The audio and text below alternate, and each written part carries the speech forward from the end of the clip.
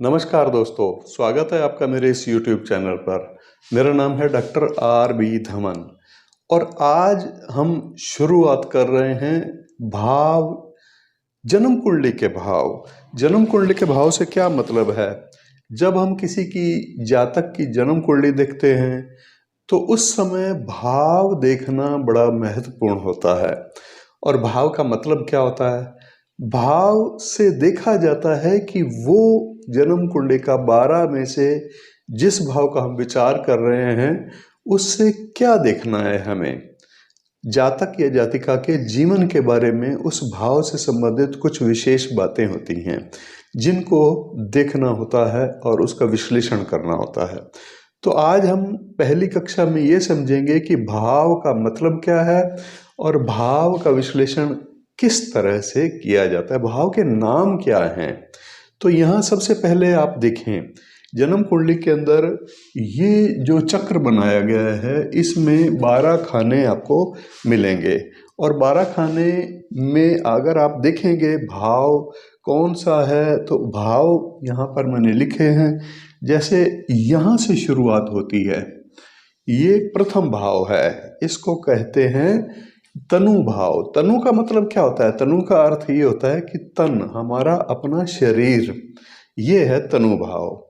जब हमें अपने शरीर के बारे में विचार करना है, शरीर कितना वो उसका आत्मरक्षा करने में सक्षम होगा या उसके अंदर, शरीर के अंदर कितनी विल पावर होगी, कितनी विल पावर रखता है वो व्यक्ति, किस प्रकार से परिस्थितियों से लड़ता है वो व्यक्ति, या उसके अंदर रोग प्रतिरोधक क्षमता कितनी है, इन सब चीज़ों का विचार।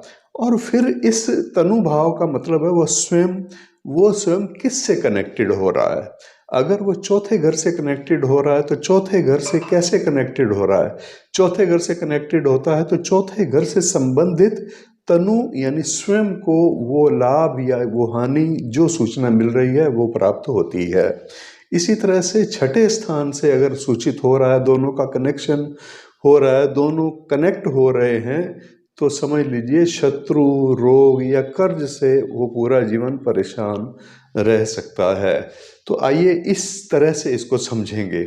समझने के लिए सबसे पहले इनके नाम के अनुसार हम समझेंगे कि ये किस तरह से हमें सूचित करते हैं और क्या सूचित करते हैं। तनु भाव सूचित करता है हमारे शरीर के बारे में, हमारे तन के बारे में, हमारे स्वयं के बारे में।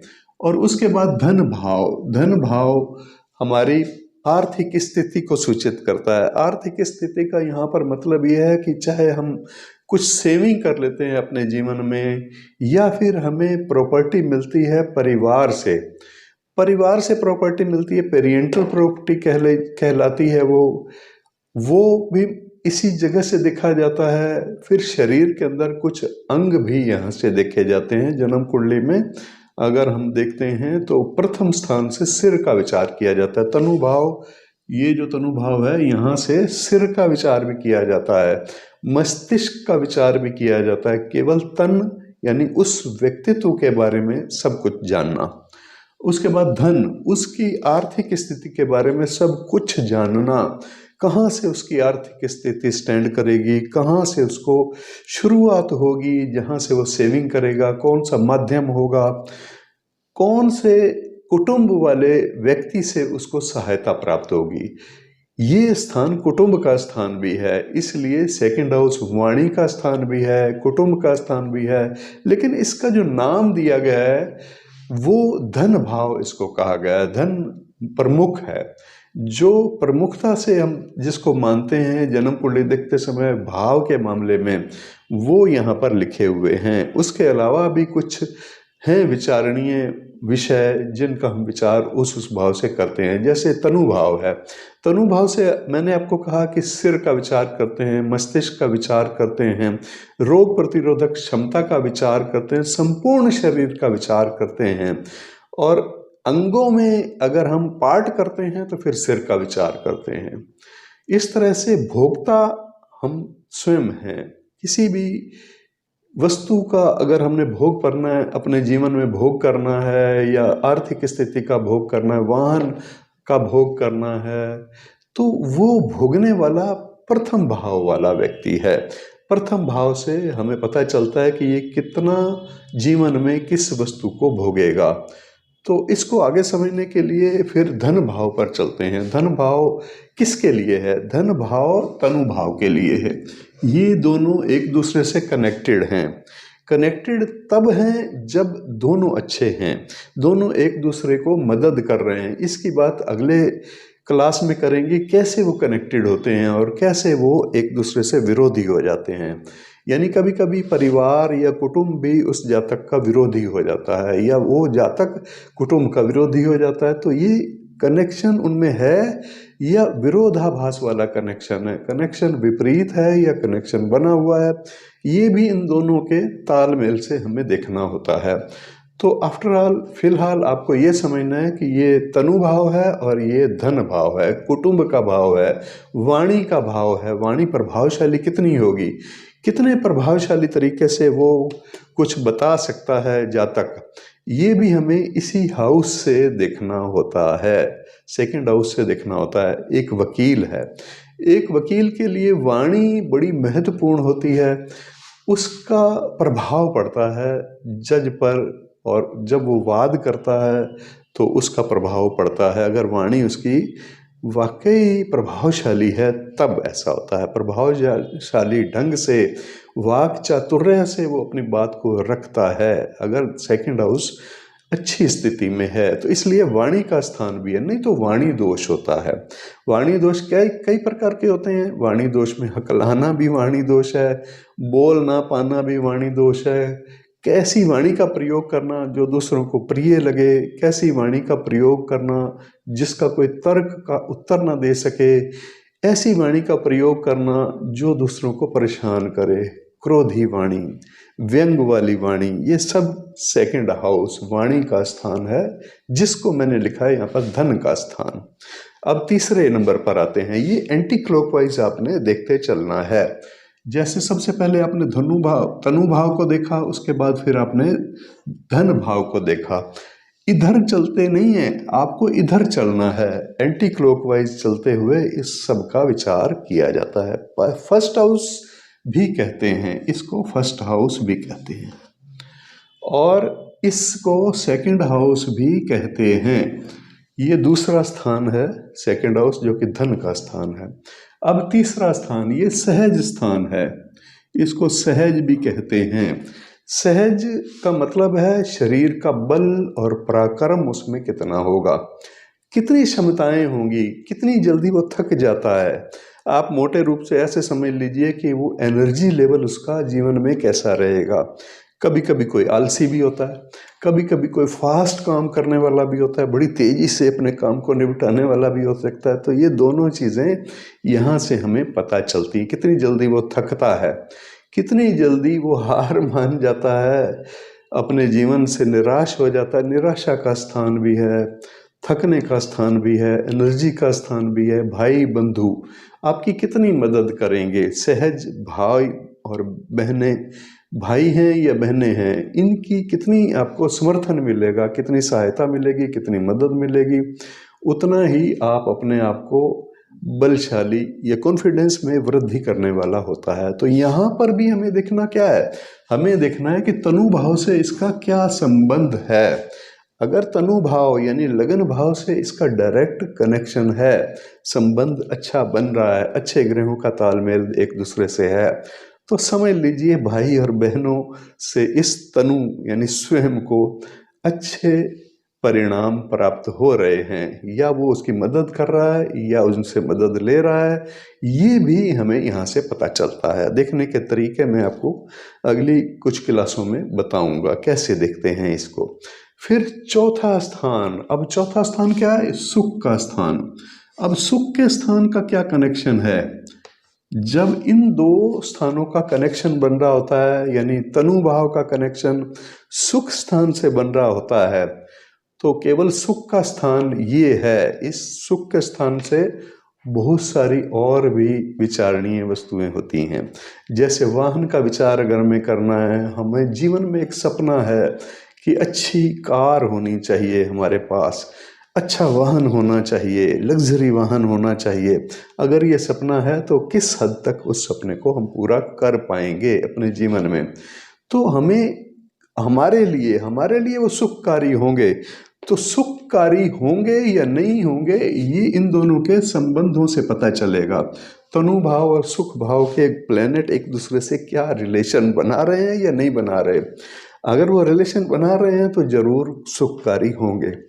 ये संबंध केवल यहीं तक नहीं होता, ये माता का विचार भी यहाँ से किया जाता है, वाहन का विचार भी यहाँ से किया जाता है। माता, वाहन, सुख, हर प्रकार के भौतिक वस्तुओं का सुख, लग्जरी वस्तुओं का सुख, सौंदर्य अलंकार की वस्तुओं का सुख, ये सब कुछ यहाँ से किया जाता है। सुख देने वाला हमारा अपना घर भी होता है। कभी कभी उसको पूरा जीवन ही रेंट पर यानी किराए पर रहना पड़ता है।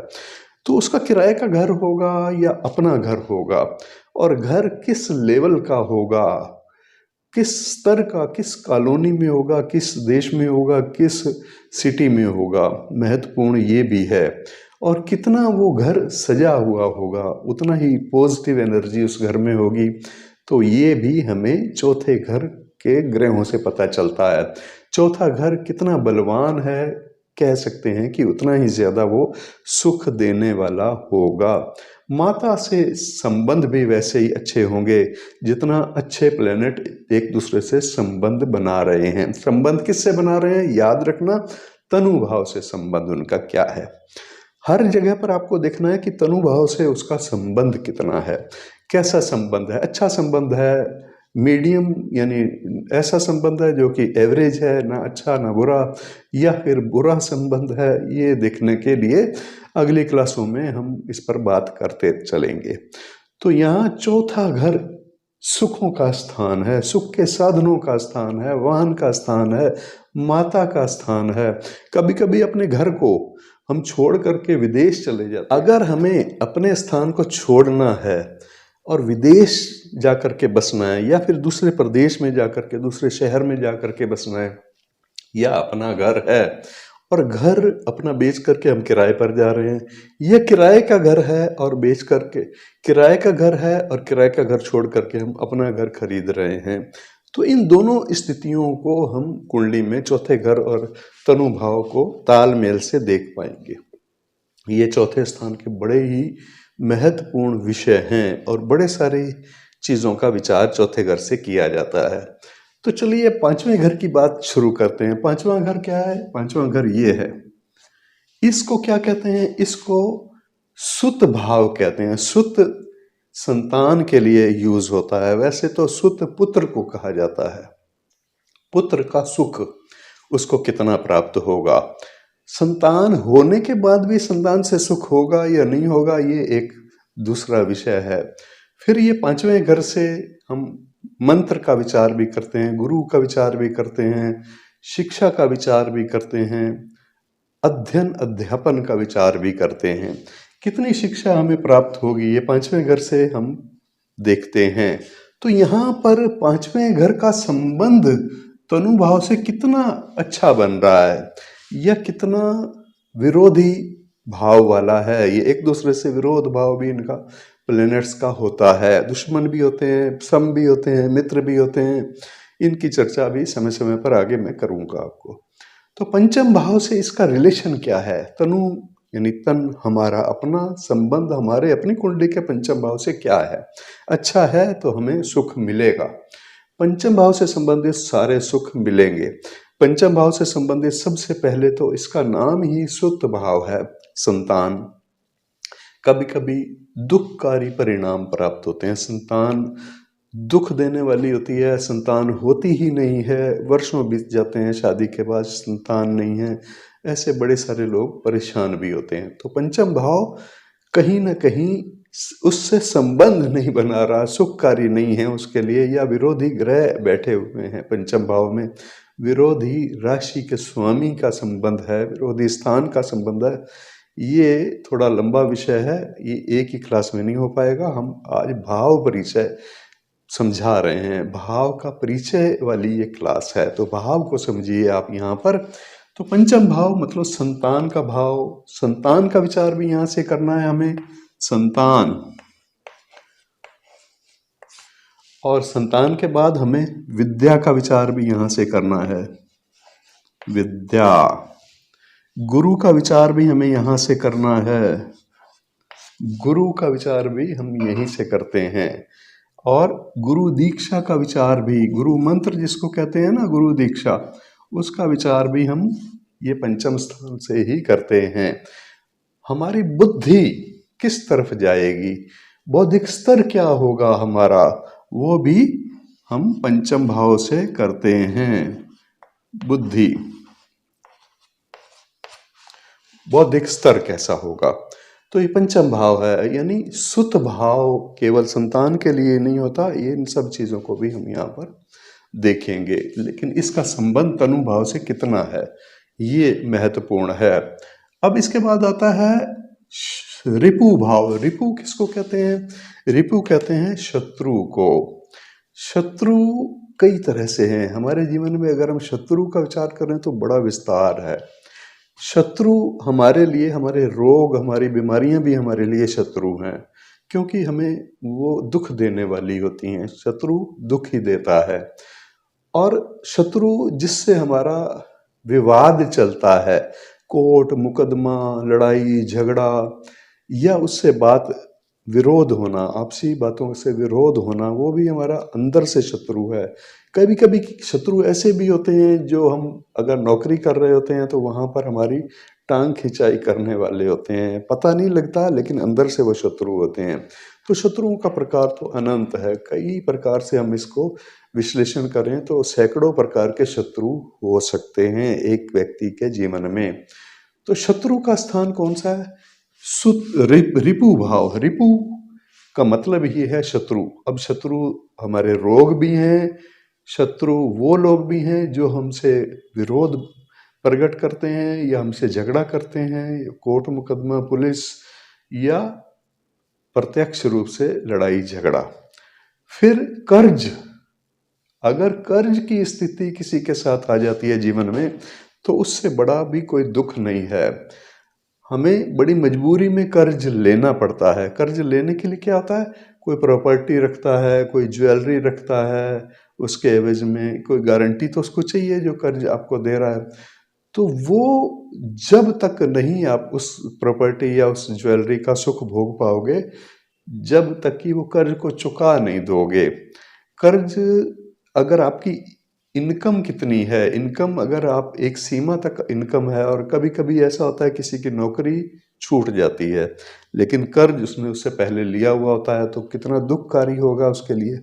सामने आकर खड़ा हो जाता है देने वाला, आइए इस महीने की किस्त कहाँ है, तो कितना दर्द होता है मन को। तो ये शत्रु, वो शत्रु जैसा दिखाई देता है। तो ये छठा स्थान जन्म कुंडली का 6th हाउस, जो कि रिपु स्थान है। और इसी स्थान का संबंध अगर बन रहा है यहाँ से, यानी तनु स्थान से, तो जीवन में अक्सर ये चीज़ें लगी रहेंगी, बीमारियां लगी रहेंगी। बीमारी कोई एक ठीक होगी तो दूसरी, दूसरी ठीक होगी तो तीसरी, और या फिर कर्ज की स्थिति बनी रहेगी। एक कर्ज उतरता नहीं है, दूसरा और चढ़ जाता है, तीसरा और चढ़ जाता है। कर्ज की स्थिति, रोग की स्थिति, शत्रु, किसी से झगड़ा कभी भी हो जाता है, झगड़े की स्थिति बनी रहती है। तो ये छठा स्थान है, रिपु स्थान इसको कहेंगे। अब इसका संबंध तनु यानी स्वयं से कितना है? हमारी जन्म कुंडली में हम ये स्वयं हैं, यहाँ पर हम स्वयं हैं, और इन स्थानों से हम कितना संबंध बना रहे हैं ये बड़ा महत्वपूर्ण है। फिर इसके बाद जाया। जाया का मतलब क्या है? जन्म देने वाली, जो हमारे संतान को जन्म देने वाली होती है, यानी पत्नी, या पत्नी के लिए पति। पति और पत्नी, वैवाहिक जीवन, मैरिड लाइफ कैसी होगी उसकी? मैरिड लाइफ, वैवाहिक जीवन कैसा होगा? क्या उसका वैवाहिक जीवन सुखकारी होगा? क्या उसका लाइफ पार्टनर उसको सुख देगा या परेशानी रहेगी? जब इन दो भावों का, तनु भाव और जाया भाव, जो कि ठीक 180 डिग्री पर होते हैं, एक दूसरे के आमने सामने होते हैं, बराबरी का रिश्ता होता है, तो यहाँ ये महत्वपूर्ण हो जाता है कि वो कितना सम्मान उसको दे रहा है, कितना सम्मान उससे प्राप्त हो रहा है उसको। तो ये दोनों ग्रहों के ऊपर डिपेंड करता है। तनु भाव को सप्तम भाव या जाया भाव कितना मदद कर रहा है, कितना उससे संबंध अच्छे बनाने की सूचना दे रहा है। तो यहाँ पर हमें ये देखना होता है। फिर आ जाते हैं आयु भाव। अब आयु का भाव ये है, आयु का मतलब क्या होता है? आयु का मतलब ये होता है कि एक ईश्वरीय जो विधान है उसके अनुसार एक आयु निश्चित की गई है। जैसे मान लीजिए मेरा ये चश्मा है, इस चश्मे की एक आयु है। अगर हम एक पंखा लेने, सीलिंग फैन लेने जाते हैं तो वहाँ वो दुकानदार बोलता है कि लाइफ टाइम गारंटी। तो वहाँ से आपको समझ में आएगा कि इसकी लाइफ ही 5 साल है। तो ऐसा ना समझ लिया जाए कि जब तक हमारी लाइफ है तब तक पंखे की गारंटी, ऐसा नहीं होता। उस पंखे की लाइफ की बात हो रही है। तो हर वस्तु की एक अपनी लाइफ है। इसी तरह इंसान की भी एक लाइफ है, एक जीवन है, उसका आयु इसको कहते हैं। कितनी आयु है? आम तौर पर प्राचीन समय में, लेकिन किसी युग की बातें हैं जब प्राकृतिक रूप से आहार विहार करते थे इंसान, तब उसकी आयु 120 वर्ष हुआ करती थी। मैक्सिमम आयु 120 वर्ष कही गई है। और वो कल युग के लिए है। कल युग के लिए 120 वर्ष, विंशोत्तरी दशा भी 120 वर्ष की होती है। सभी ग्रहों की भोग, सभी ग्रहों का समय उसमें बीतता है। 120 साल में अलग अलग समय होते हैं। सूर्य का समय मान लीजिए 6 वर्ष है, तो मंगल का 7 वर्ष है, चंद्रमा का 10 वर्ष है। तो सभी ग्रहों का अपना अपना समय, टोटल 120 वर्ष। इसीलिए उसको कैलकुलेशन करके निश्चित किया गया है मनुष्य की मैक्सिमम आयु। लेकिन आहार विहार गलत होने के कारण से और लाइफस्टाइल अगर हमारा प्राकृतिक रूप से नहीं है, बिगड़ा हुआ लाइफस्टाइल है, तो जीवन नीचे, आयु कम हो जाती है। तो हमें अपनी आयु को अनुमानित आयु को सबसे पहले जानना होता है। अनुमानित आयु जानने के लिए, हमारी अनुमानित आयु है इसलिए लगन तनु स्थान से हम अपनी आयु की कैलकुलेशन करते हैं और उसके अनुसार हम अपने जीवन की प्लानिंग करते हैं। इस आयु में अगर हम इन्वेस्टमेंट कर रहे हैं, सेकंड हाउस में इन्वेस्टमेंट हो रही है और 8वें घर में जा कर के वो आयु का अनुमान हो करके उससे हम कर रहे हैं इन्वेस्टमेंट, तो हमें मिलेगी कब? हमें 11वें घर में जा कर के वो मिलेगी। और इसके अलावा फिर यहाँ से विचार किया जाता है ससुराल का। ससुराल से हमारे रिश्ते कैसे होंगे, ये भी हमें जन्म कुंडली का ये आयु स्थान यानी 8वां स्थान बताता है। ससुराल से मधुर संबंध होंगे या संबंध खराब होंगे, ये देखने के लिए 8वें घर को हमें देखना होता है। तो 8वां घर हमारे लिए कैसा है, 8वां घर इसके लिए कैसा है, हमारे लाइफ पार्टनर के लिए कैसा है। तो लाइफ पार्टनर के लिए अलग इफेक्ट दिखाई देगा, लेकिन हमारे लिए अलग इफेक्ट दिखाई देगा। अगर हम राशियों और ग्रहों को विश्लेषण करने लगते हैं तो हमें पता चलता है। इसके बाद 8वें के बाद आता है 9वां घर। यहाँ ये 9वां घर, ये है धर्म का भाव। इस हाउस को कहते हैं धर्म स्थान। धर्म का मतलब क्या है? परोपकार के कार्य। धर्म का सीधा सा मतलब यह है कि हम परोपकार कितने करते हैं, कितना धर्म करते हैं, कितना धर्म कमाते हैं, यहाँ ये मतलब है। और धर्म से ही भाग्य का निर्माण होता है। जितना हम दूसरों के काम आएंगे उतना ही वो समय पर हमारे काम आएंगे। सीधा सा क्रिया की प्रतिक्रिया है। जैसा हम लोगों को देंगे वही विपरीत फल, वैसा ही फल घूम करके विपरीत है या हमारे लिए शुभ है, ये हमें वहाँ से मिलता है। दोनों तरह के प्रभाव हम यहाँ से देखते हैं, धर्म भाव और भाग्य भाव। और हमारे लिए है, ये किसी दूसरे के लिए नहीं, क्योंकि कुंडली हम अपनी देख रहे हैं। रिपु स्थान शत्रु के लिए है, धर्म भाव हमारे धर्म और भाग्य को बनाने वाला है। धर्म से भाग्य का निर्माण होता है। अब ये कर्म भाव है, यहाँ पर 10वां घर, इसको कहते हैं कर्म भाव। कर्म का स्थान यानी किस प्रकार के हम जीवन में कर्म करेंगे। अगर हम कार्यशील हैं, राजनीति में हैं तो राजनीति वाले प्लैनेट यहाँ पर हमें सूचित करेंगे। अगर हम बिजनेस करते हैं तो बिजनेस वाले प्लैनेट यहाँ पर हमें सूचित कर रहे होंगे, बिजनेस करने वाला होगा ये बच्चा। और अगर हम नौकरी करने वाले होंगे तो नौकरी की सूचना देने वाले ग्रह इससे संबंध बना रहे होंगे। इसी तरह से हम क्या करेंगे, किस तरह के कर्म करेंगे, उसकी सूचना हमें 10th हाउस यानी कर्म भाव से प्राप्त होती है। ये हो गया कर्म भाव। फिर आगे आय, कर्म करने से ही हमें इनकम होती है। आय स्थान, आय का लेवल क्या होगा? अगर हम लेवल की बात करेंगे तो कोई 30,000 रुपये सैलरी लेता है आज के समय में, और कोई 3 लाख सैलरी लेता है एक महीने में। तो 3 लाख कहाँ और 30,000 कहाँ? तो इस तरह से एक आय का लेवल क्या है, उसकी इनकम का स्तर क्या है, वो कितना मदद कर रहा है तनुभाव को। ये आय का स्थान और तनुभाव ये दूसरे से कितना कनेक्टेड हैं, कितना अनुकूल एक दूसरे को कर रहे हैं, उतनी ज़्यादा इनकम ये सूचित कर रहा है। इसके बाद फिर व्यय, अगर हम आय करते हैं तो व्यय भी देखना होगा।